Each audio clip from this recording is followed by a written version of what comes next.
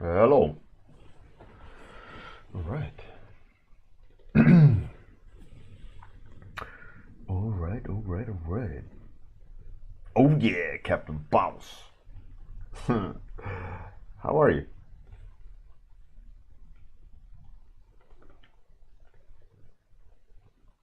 Hey, Bruno Romanos Quentin. What up? So today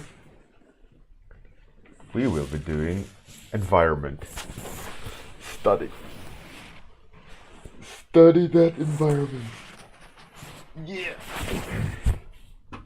Let's swap places on the ref. Gotta get good. Hey, listen. Hey, Kilrathi. There you go. Boom. Hey, Atsuki, how's it going? Good morning. Good. What? Bjork? Again? Oh, Jesus. Thank you very much, sir. Domo arigato. Mr. Roboto. Man, Bjork. I can't tell you how much I appreciate the support. You are crazy.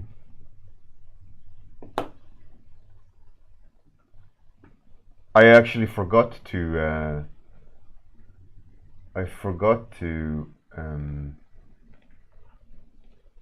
last Friday. 1 second. I gotta do dashboard.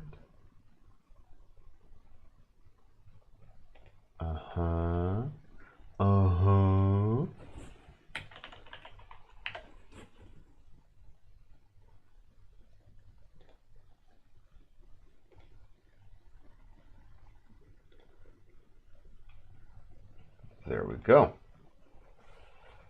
Now, Bjork, if you type something,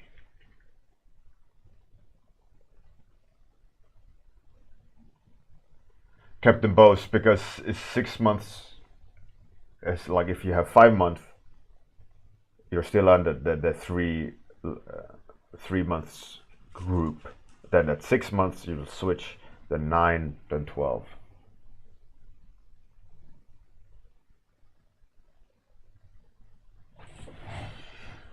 So it's like in groups. It's not 4, 5, 6. It's 3, 6, 9, 12.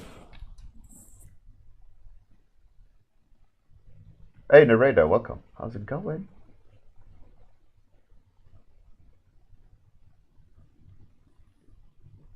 Hey, Voodoo Breakfast, how's it going?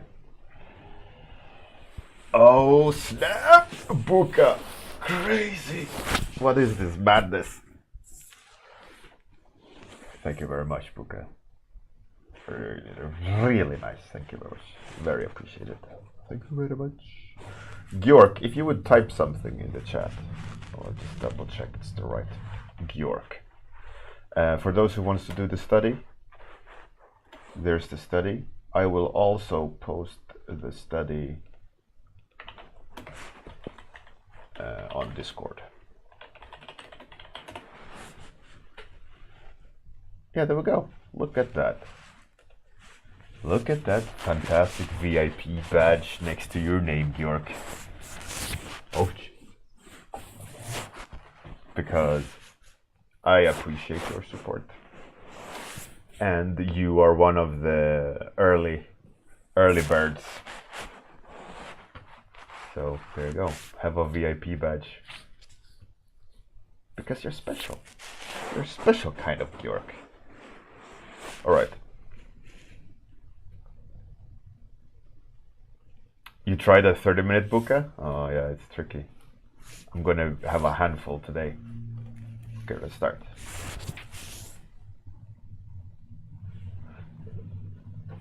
Bjork, you should see a diamond next to your name. Diamond in the sky. So, I think the general tone is like this kind of tone. Kinda.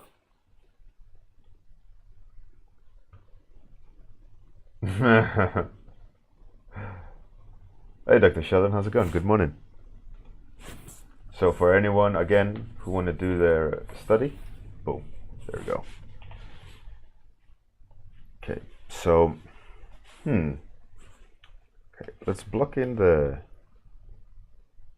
it's going to be something like that. It's there approximately. Yeah. I want to have the focal point here, kinda, and then a shape like that there.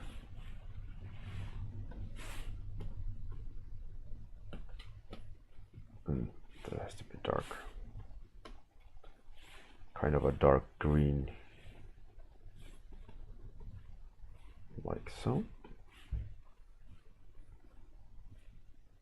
Oh, we should go darker here. There's a like a lovely purple ish tone in the background there. It's sort of like an overcast thing back there. It's lovely.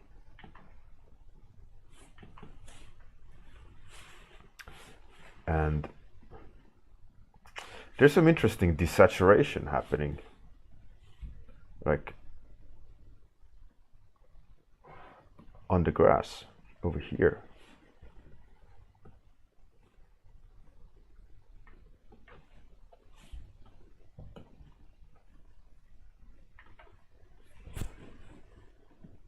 Hey Tofu Senshi, welcome. How's it going? Buka, yeah, it's subtle. Welcome, welcome to Tofu Senshi. How's it going? Everybody click her name, get the business card up, and then click follow. She is great. Okay, timer is on. Timer is on. We're 3 minutes in of this study. I'm getting there. I'd say it's not amazing so far, but it is 3 minutes. It is what it is with 3 minutes. Okay, let's, before I go further, let's flip it. Yeah.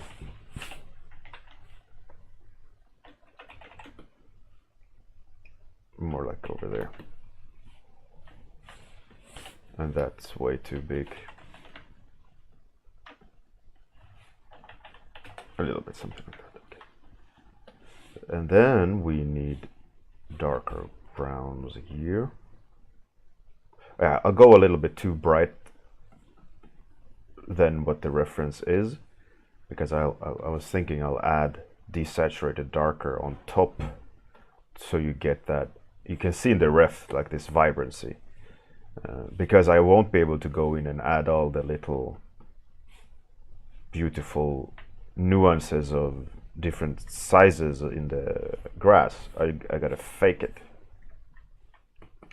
and you do that by just having colors kind of seep through.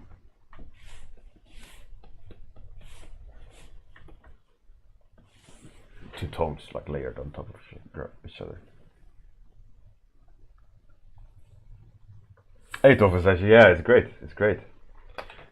I'm glad that you made it. I'm glad that you made it. Again, I will post the URL if anyone want to do the study with me.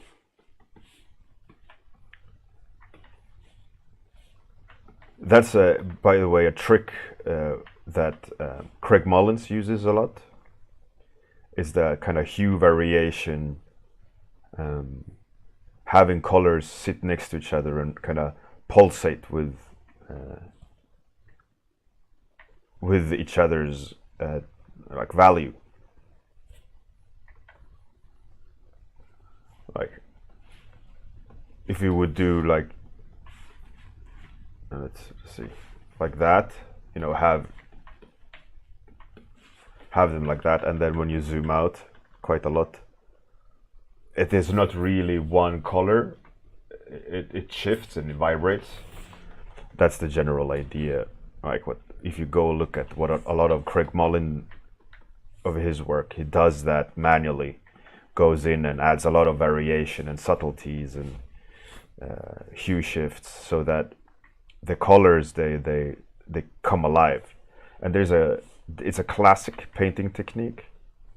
You can spot that if you're interested in trying to figure it out. You can spot that especially in his skies.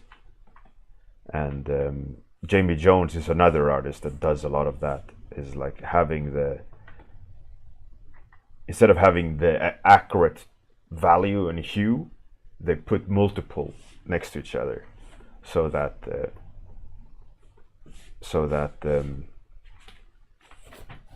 they come alive.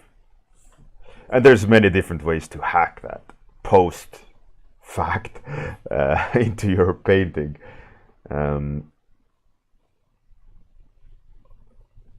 Like there's hue jitters. You can have even a hue jitter brush. One hack I played around with is you make a hue and saturation correction layer, and you can like shift the color with a slider, saturate it up, and have the nothing in there. Then you have a brush like this, and you can paint the hue shift in. And if you don't like it, you can easily shift it like that, and you can adjust the saturation if you want it really subtle. But as you can see, it gives this kind of vibrancy to the painting.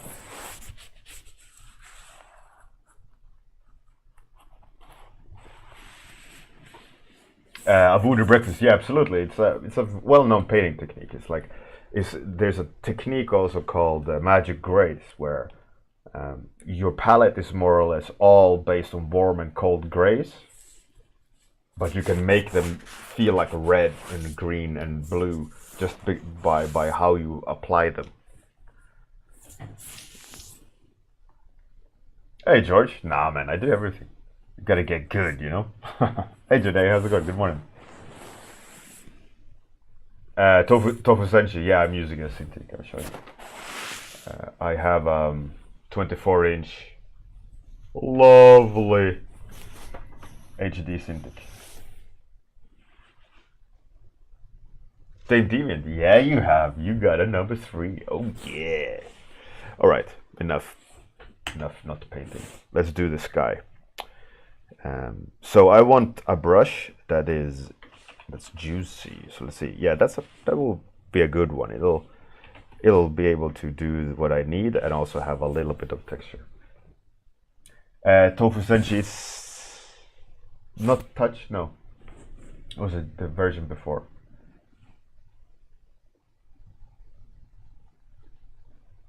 A voodoo breakfast. I think it's called. I mean, obviously. It's not the official term, but as I know it, it's called magic grays.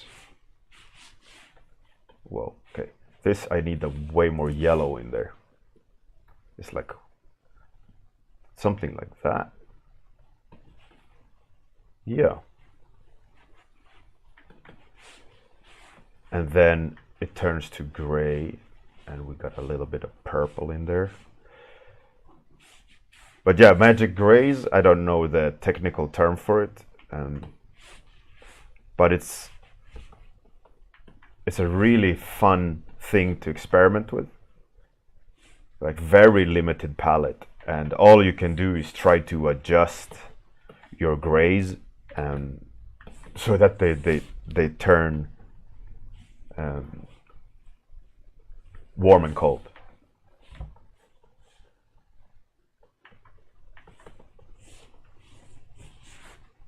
And the trick is to have not the full range. I'm trying to remember who did it really well. many years ago. Was it Justin Sweet?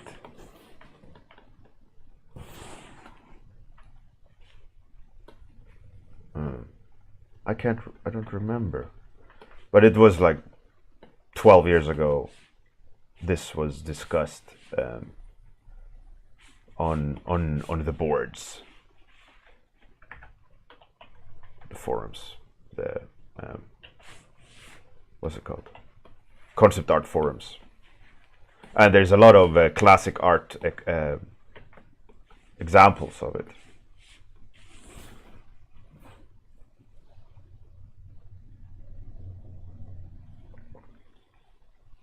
George, I have pen tilt, but a lot of the times not activated.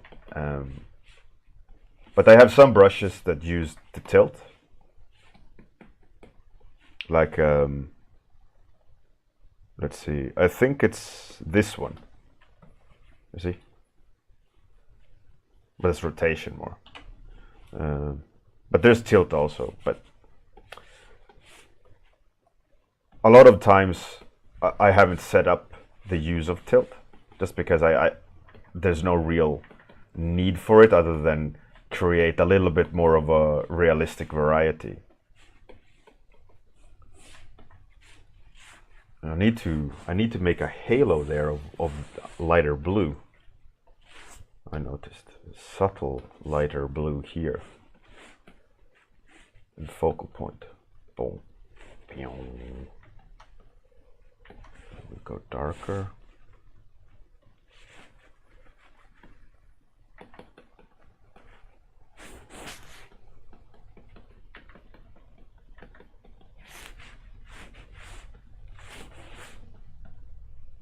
If you find a voodoo breakfast, the name of it,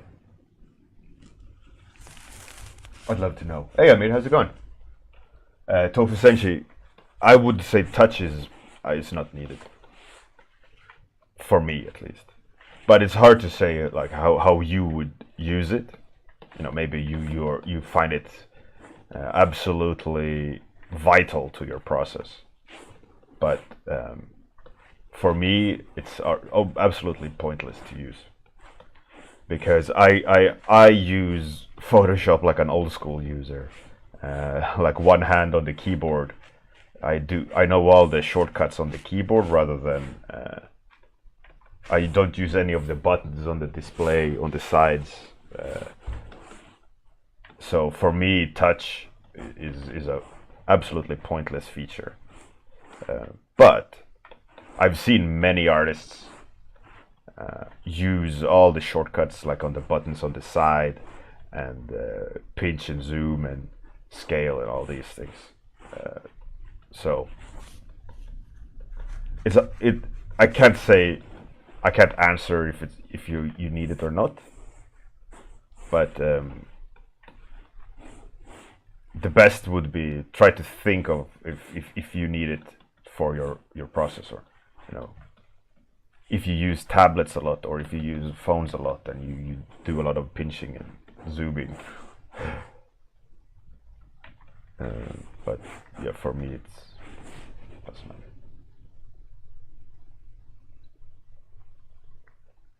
Best would be tofu senshi. It's probably by mid-range, like a pro tablet mid-range.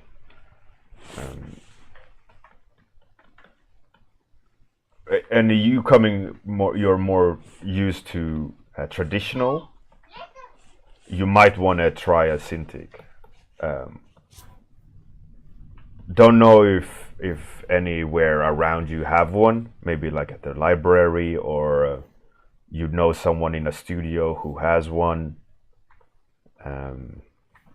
studio close by, or if you can travel and go check it out. But for me, when I tried a Cintiq back in 2005, 2006,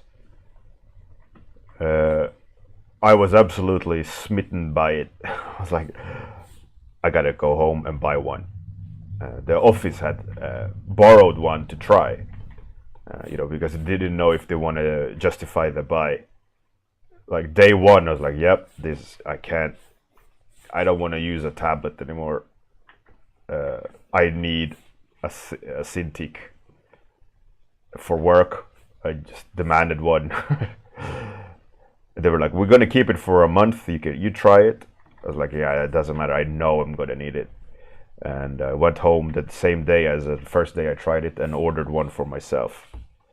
It was exactly what I wanted. It slowed me down significantly, but what I gained from it was a lot of accuracy. And it feels a lot better, closer to traditional, because the biggest difference is you can see the distance your hand travels. You can see the mark happen underneath your pen. With tablets, you have your hand down, but you look at and react to what's happening.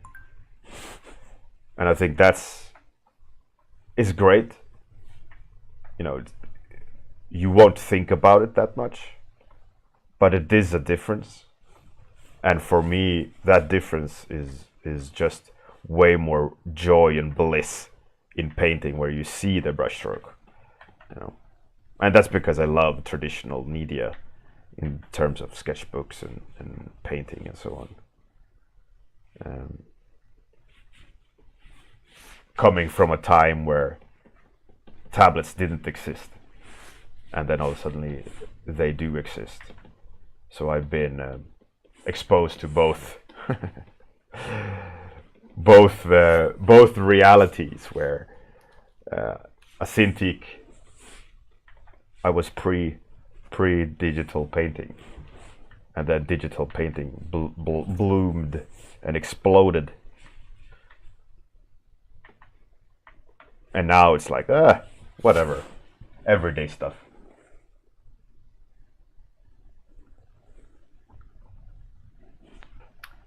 George, I've bound the right click and alt on the button on the pen, so I just click right click on the canvas to get the screen up. It's the front button, so I press the front button, I get the window the brush menu. That's how I have set it up, so that I don't need to put my hand on the mouse to right click. So I can just, if I need to change my brush, I just click the button on the pen. You can easily do that. You just go to the settings and then modifiers, key modifiers, and you can choose whichever button configuration you've set up. And also, what I've done in the settings is to adjust the curve of pressure, so that the first, let's say 50% of pressure is very subtle, and then I ramp the curve up so that I don't need to like press my hand into the canvas to get 100%. So in that terms, I can have flow and opacity to 100, and the opacity is set, or the pressure is set by me, more or less, rather than having to adjust all the time. So it's more of how you know how.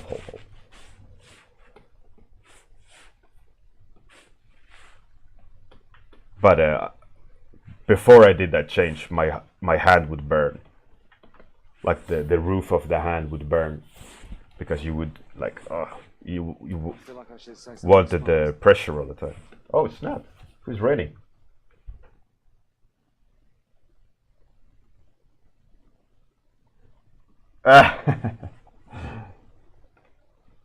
Oh, Captain Balls, yeah, Cintiq.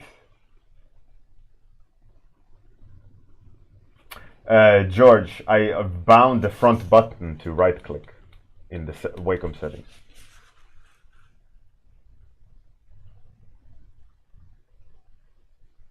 Eric Ricky, yeah, I heard that the Huion new tablets are a great competitor.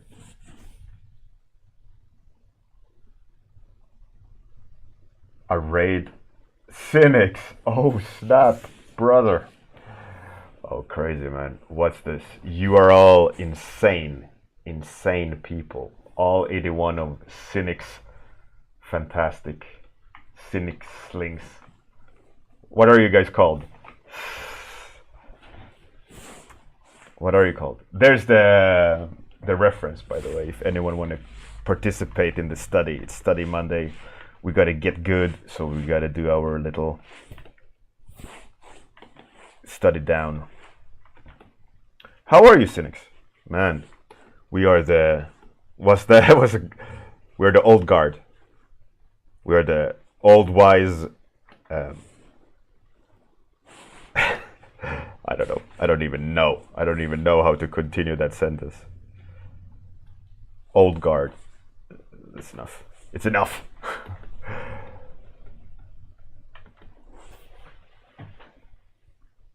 You're called assholes. The ass. No, man. You can't call your followers assholes.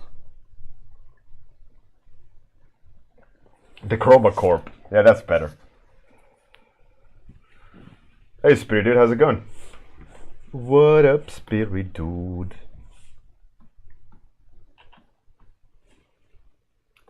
Yeah, so for all you fantastic new people, every Monday we do study. And for all you new people who have zero idea about this stream is half an hour's only, where I usually draw your suggestions. So at the beginning of the stream, which is the exact same time every day, is 9 a.m. UK time, I start the stream and I ask for suggestions. Then I roll a dice, and whatever suggestion you've come up with, I start the clock and draw your topic, right? If your topic is chosen with a dice roll. And then at the end of the stream, I go about my daily business of doing client work, and I raid some person, and rinse, repeat.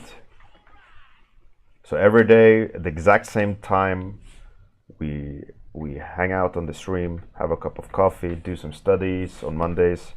All the other days are based on your suggestions, and I'll draw whatever you can come up with and post it on the forums, and we have a Discord and all the good stuff. And if you're a subscriber, you get your own sketchbook in the Discord channel, exclusive for you. You get a hero card channel, which is a channel where I help you with an illustration, and as a subscriber you'll have that image as a representation. At the end of every stream, I'm going to show all the subscribers as a thank you, and I'm going to help you make that card, like card art, push. Anyways, enough with the pitch.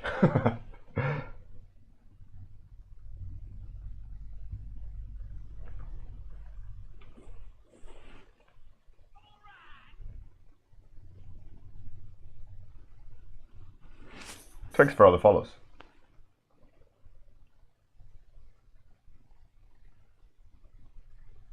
Spirit Dude.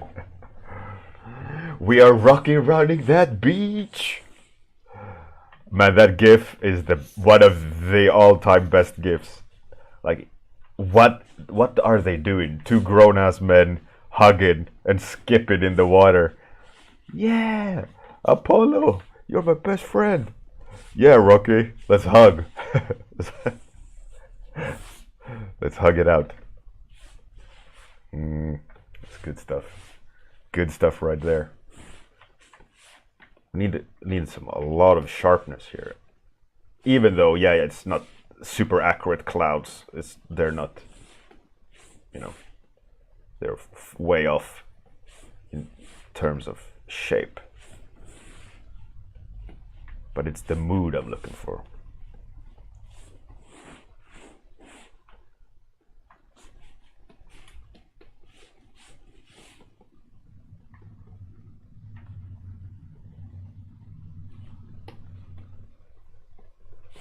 get that rake.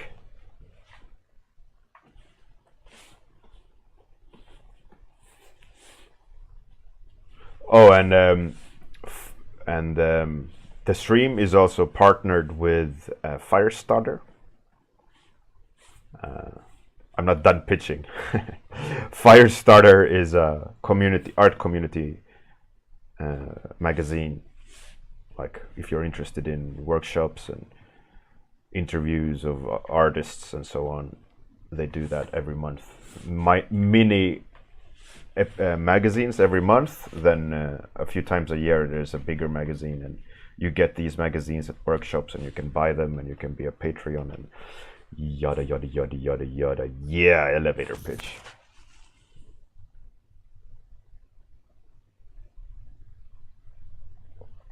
George, if I think you can make great art with a digital pen, I mean, if a digital pen is the only thing that holds you back, that would be amazing. But the sad truth is, digital pen or a Cintiq or tablet is just a tool. It's what you do with it that counts, right? So a Cintiq or a tablet can speed up your improvement process or time, but at the end it's about what you do with it, right? It's not how it's not what you have, it's what you do with it. Classic. But it's true. Your skills won't be amazeballs just because you buy a Cintiq. You gotta be good to be able to do good stuff, right? So digital painting, the ability to let's say with a Cintiq see what you do, and you can paint more faster, so that means you can get more paintings done at a shorter amount of time.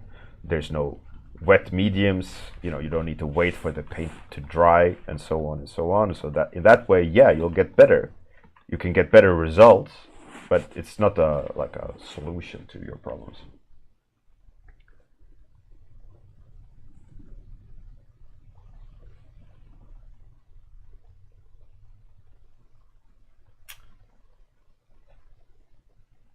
Slipgate Central. I have. I worked full-time at Creative Assembly for 3.5 years, where I worked on Alien Isolation, the Total War games, Empire, Napoleon, and Shogun 2. And then also did lots and lots of prototyping for Sega on the console department at Creative Assembly. I think I counted, did a total of 13 projects over 3 years when I worked at Sega. I liked it. It's nice.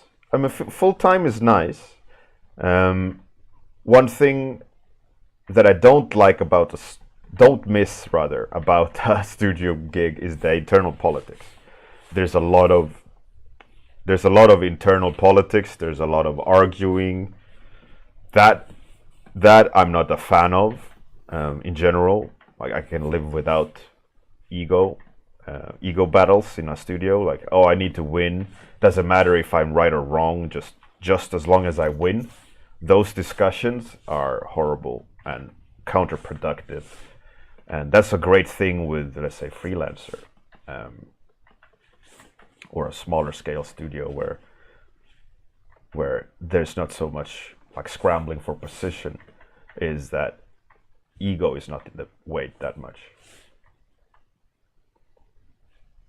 But there's lots of ego in big studios, and like producers that have zero idea. They just want to keep their job, and they can validify their employment by saying, you see this feature? Yeah, that's me. Doesn't matter if it's good or not.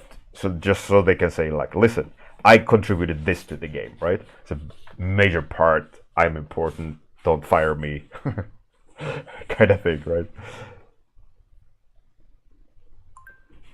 But yeah, but you get to see a project being made from scratch to the end at studios, which is fantastic. There's a lot of camaraderie. You can learn a lot from each other. The team aspect of working at a studio is amazing. It could also be shit, but big picture wise, it's amazing.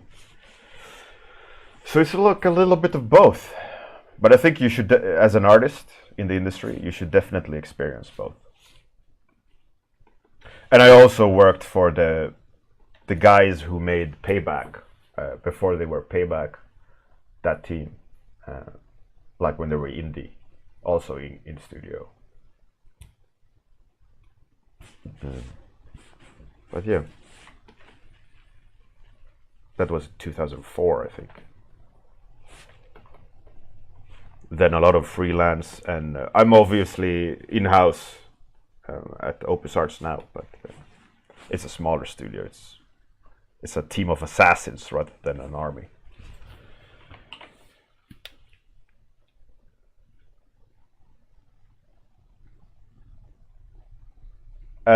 George, doesn't exist in Photoshop CS6, but what you could do in Photoshop CS6 is make a brush that is a line, and you can also save the brush as text, so you can organize it by saving a brush as a breaker.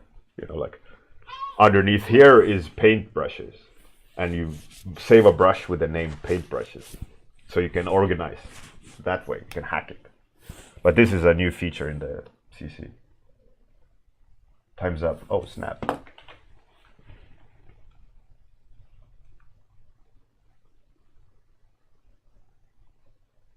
Nereda, no, I haven't tried applying my my art to Wizard of the Coast. That would be fun. It would be fun. It's one of the things I do want to do at some point. Okay, let's do one last little edit. I want to add a little bit of temperature, like bloom here. Whoa, that's way too much. A little bit like that. I want that heat, and also a little bit here. Yeah.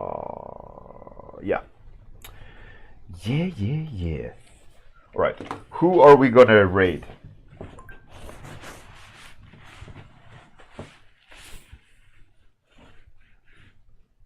And let's see, who to raid. Time is up. All those follows, everybody, thank you very much. Let's raid, what's he doing? Oh, he's just started out.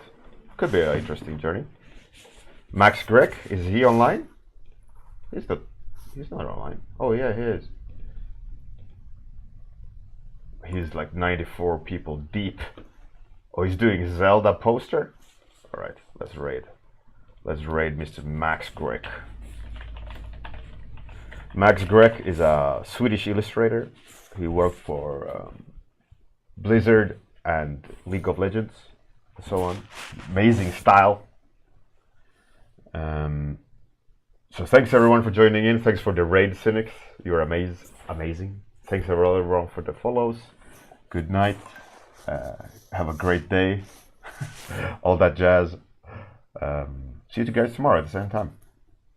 And I'll switch to outro, and after the outro I'll activate the raid. So make sure you click that raid button, and bye.